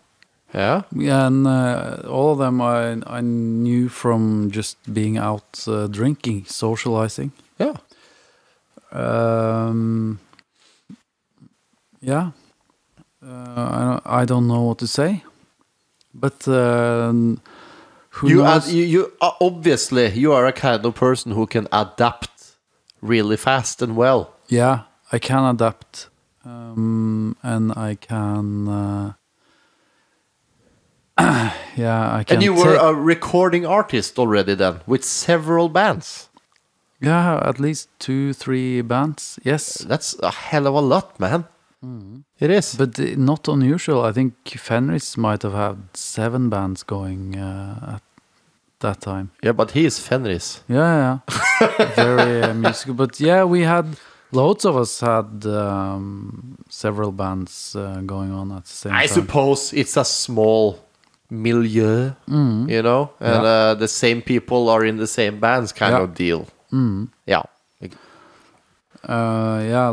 Much of that. But yeah, I had like three bands going at the time. Recording bands? All of them? Yeah. Name them all. No, Lamented Souls and Ole Noir and Dødheimskar.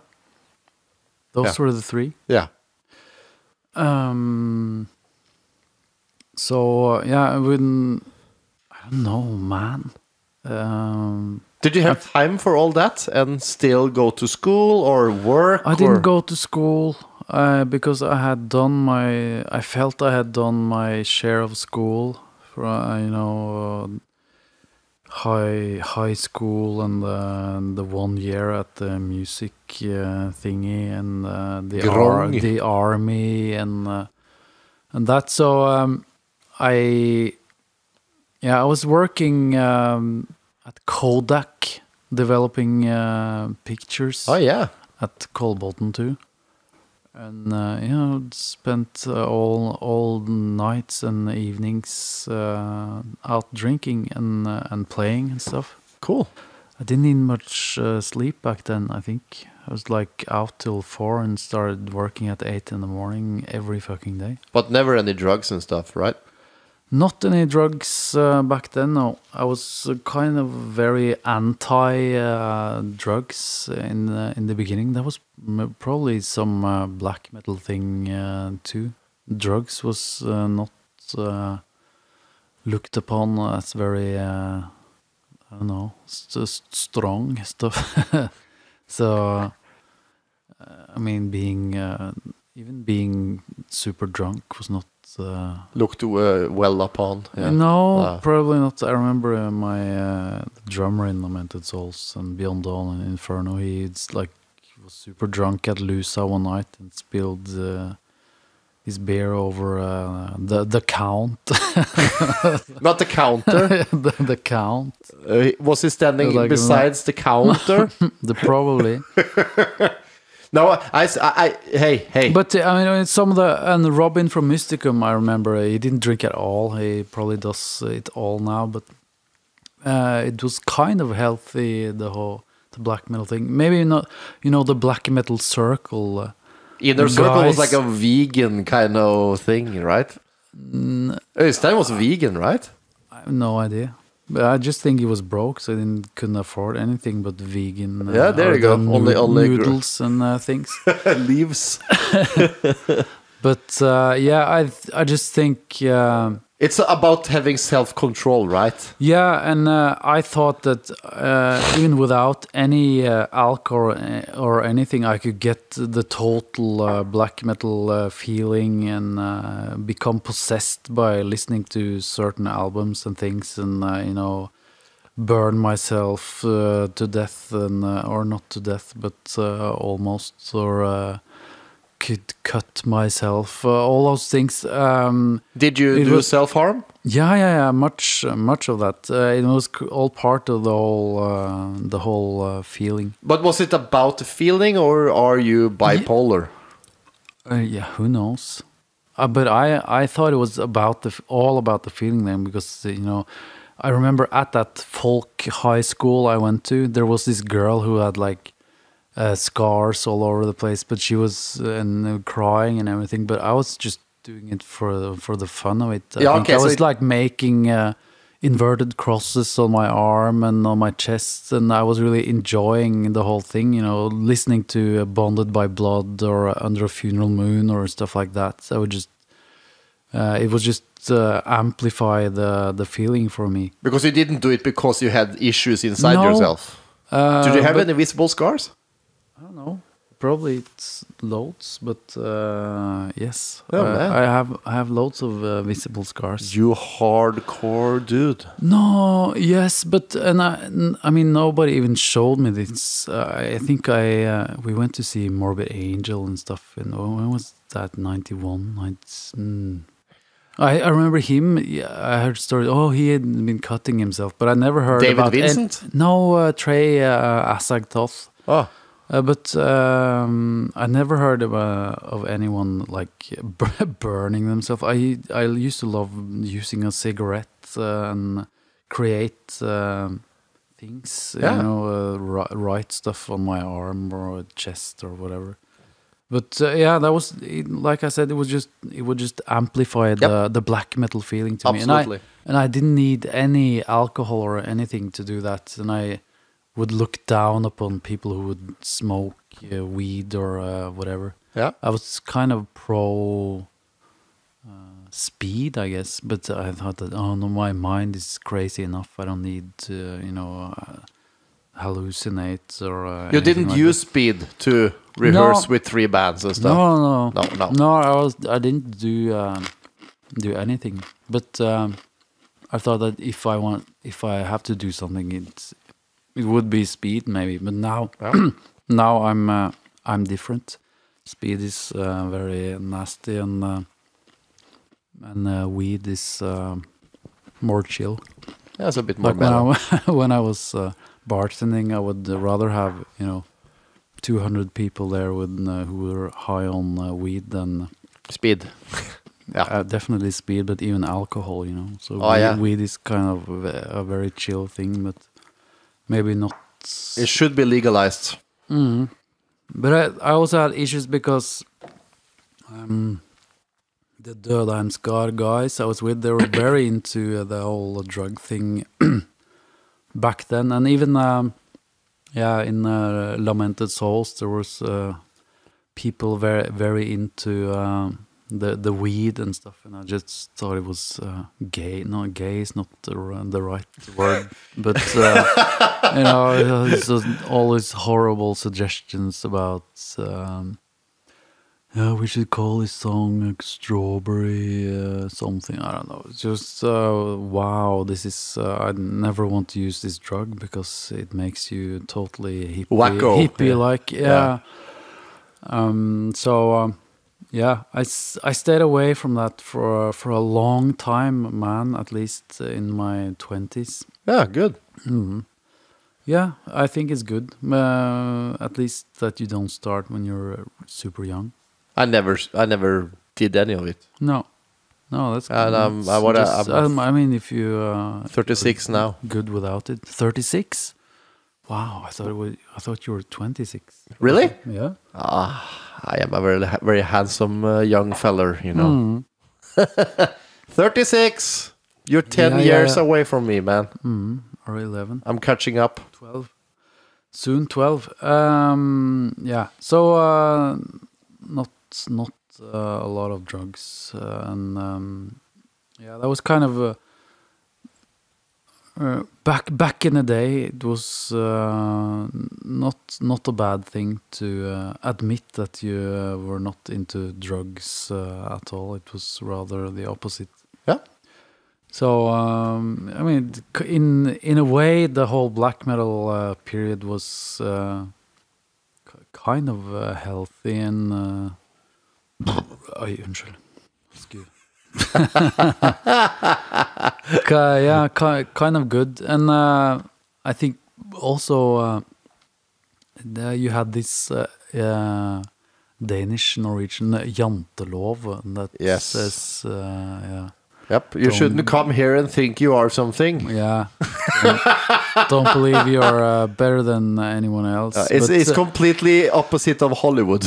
Yeah. Yes. And I think with black metal we kind of turned it around and said that. But you did elevate yourselves, right? Yeah, we did kind of say like fuck, and that's what.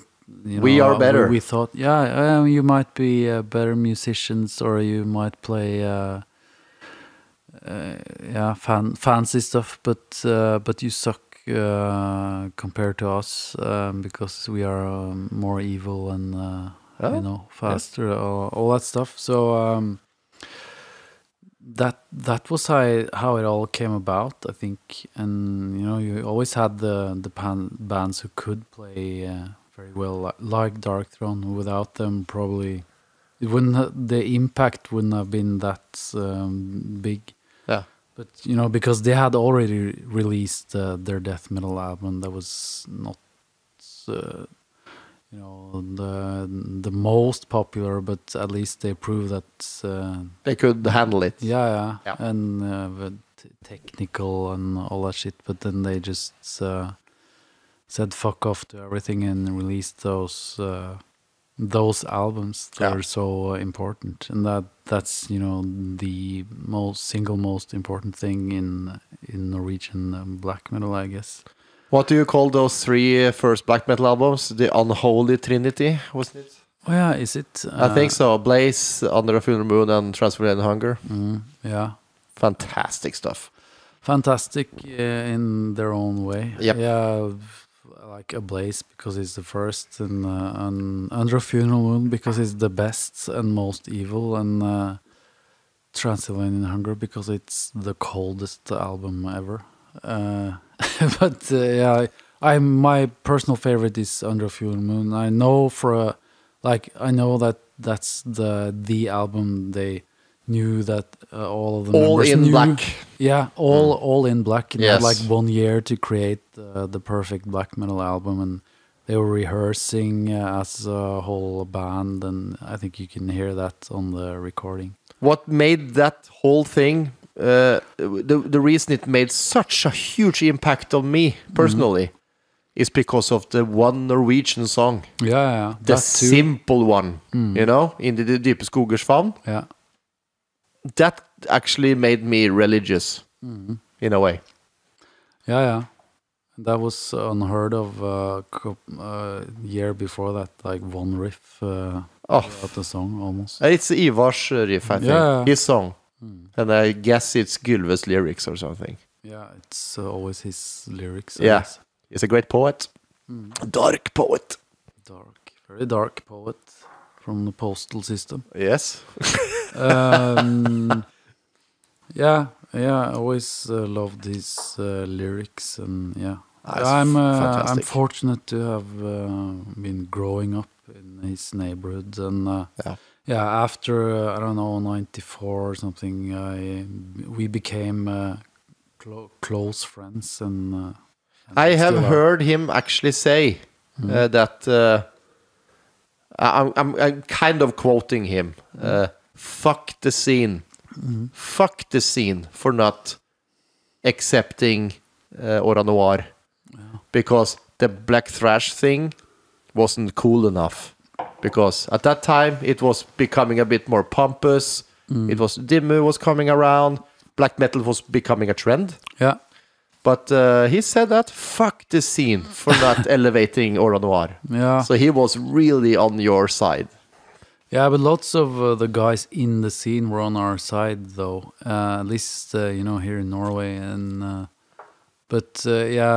think he always said that we were like 10 years too early. Yeah. Because someone has to be the first. Someone has to be the first. Yep. So we were probably 10 years early. But that's all right. I can accept being the first, but 10 years early.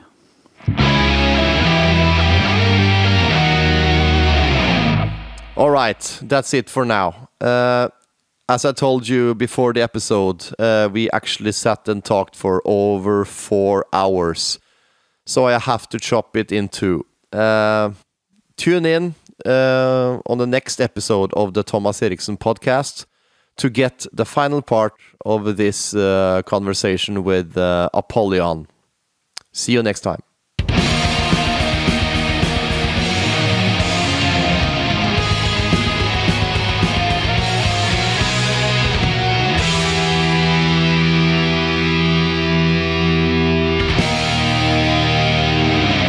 For Mork concert booking, contact alexander@doomstarbookings.com. For podcasts or other Mork matters, contact morkhalden@gmail.com.